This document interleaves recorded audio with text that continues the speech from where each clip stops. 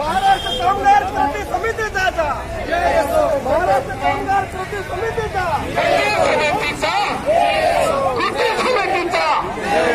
कामगार संघटनेचा असा कसा देत नाही कसं देत मजुराला पेन्शन एप्लीकेशन है उसका क्या हुआ ये पूछने का अधिकार रहा नहीं है। अगर ऑनलाइन काम किया है लेकिन ऑनलाइन का प्रोसीजर जो है वो भी उन्होंने बंद करके रखा है। और दूसरी तरफ जो 26 लाख अर्ज सब पेंडिंग है उसके बारे में कुछ डिसाइड नहीं करते। और तीसरी तरफ ये मजदूर यूनियन का जो अधिकार है वो छीन लिया है। और दूसरी तरफ ये महाराष्ट्र सरकार बड़े कंत्राटदारों को ये सब कंत्राट दिया है और उनको इस बरस में 15,000 करोड़ रुपए दिया है और एक कंत्राटीकरण चालू है। इसलिए मजदूर निर्माण मजदूर पर अन्याय चालू है, इसके खिलाफ हम संघर्ष कर रहे हैं। आज अगर महाराष्ट्र सरकार ने सुना नहीं तो हमारा आंदोलन और भी तीव्र कल से हो जाएगा। अपनी मांगों को लेकर आप किससे मिलेंगे? हमें मुख्यमंत्री साहब से मिलना पड़ेगा क्योंकि आज उनके मजदूर मंत्री जो है अभी तक डिसाइड नहीं हुए। थँक्यू। अच्छा ठीक। सर्वांनी शांतता धारण करावी। जे उभे आहेत बाजूला साईडला जे उभे आहेत त्यांनी आपण सर्वांनी पाय दुखवले, सर्वांनी खाली बसा, सर्व खाली बसा। जिथे जागा मिळेल तिकीट मंडळ पोलीस डिपार्टमेंटला दिलेला आहे आणि आता पुन्हा वेळा पोलीस विभाग आपले शिष्टमंडळ माननीय मुख्यमंत्री यांना घेऊन जाणारा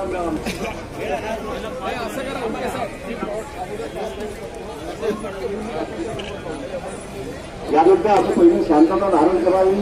जे उभे आहेत त्यांनी खाली बसून जावं। त्या साईडला एवढे लोक उभे आहेत सर्वांनी खाली बसून जावं, समोर जावं। इकडे सर्व समोर बसून जावं। या मोर्चामध्ये एकूण 102 संघटना सहभागी झालेल्या आहेत। महाराष्ट्रातील विविध जिल्ह्यातून या ठिकाणी संघटनेचे सभासद। सुरुवातीस डॉक्टर बाबासाहेब आंबेडकर महात्मा फुले यांना अभिवादन करून मी माझ्या भाषणास सुरुवात करीत आहे। या देशामध्ये एकूण 8 कोटीपेक्षा जास्त बांधकाम कामगार आहेत। महाराष्ट्रातल्या बांधकाम कामगारांची संख्या मंडळाकडे नोंदलेली 28 लाख नोंदित कामगार आहेत आणि 26 लाख अर्जांचे अर्ज प्रलंबित आहे। अशी माहिती कामगार मंत्र्यांनी 1 महिन्यापूर्वी बोनस देणार म्हणून त्यावेळेला पत्रकारांना दिलेली आहे। ही आकडेवारी बघितल्यानंतर दुसऱ्या बाजूला या महाराष्ट्राचं हे जे मंडळ आहे ते देशातलं सगळ्यात श्रीमंत मंडळ आहे। यांच्याकडे 6 महिन्यापूर्वी 25,000 कोटी रुपये जमलेले आहेत उपकरामधून। हा कायदा करताना बिल्डरनी सांगितलं की बांधकाम कामगारांना आम्ही प्रत्यक्ष लाभ देऊ शकत नाही, त्यांना ESI देऊ शकत नाही, प्रॉव्हिडंट फंड देऊ शकत नाही, किमानतन देऊ शकत नाही।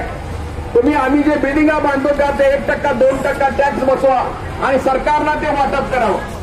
म्हणजे हे जे पैसे आहेत ते सरकारचे नाहीत, हे आपल्या घामाचे पैसे आहेत। बिल्डरनी 1% टाकून ते तयार झालेले पैसे आहेत आणि हे सरकार या कामगारांच्या पैशाची लूट करीत आहे। आणि लूट सोपी व्हावी म्हणून त्यांनी तालुका केंद्र सगळे निर्माण केलेले आहेत। यातला सगळ्यात महत्वाचा मुद्दा असा आहे, आज पार्लमेंटमध्ये चर्चा चालू आहे की डॉक्टर बाबासाहेब आंबेडकरांनी यांनी घडवलेली घटनेचं महत्व काय आहे।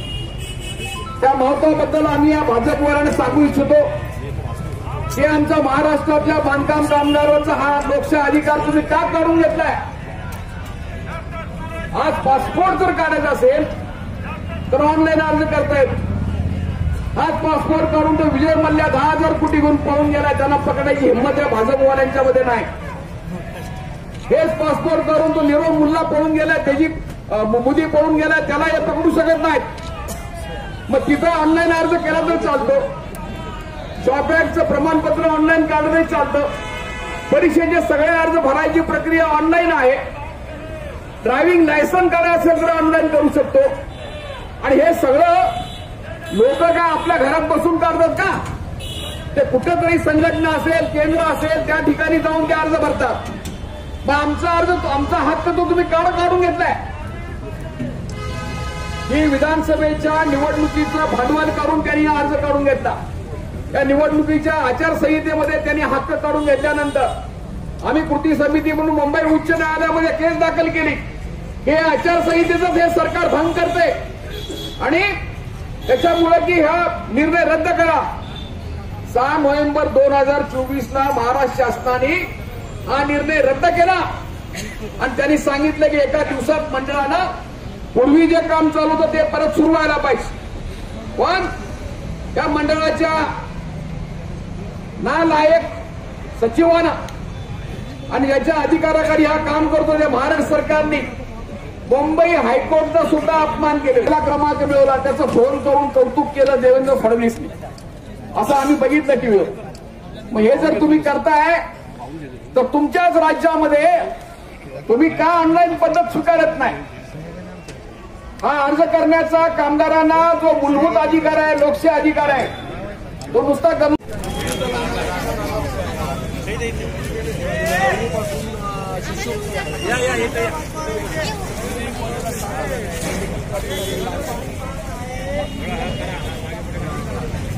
आणि मृत्यू झाला तर 5 लाख रुपये, अपघाती मृत्यू झाला तर 5 लाख.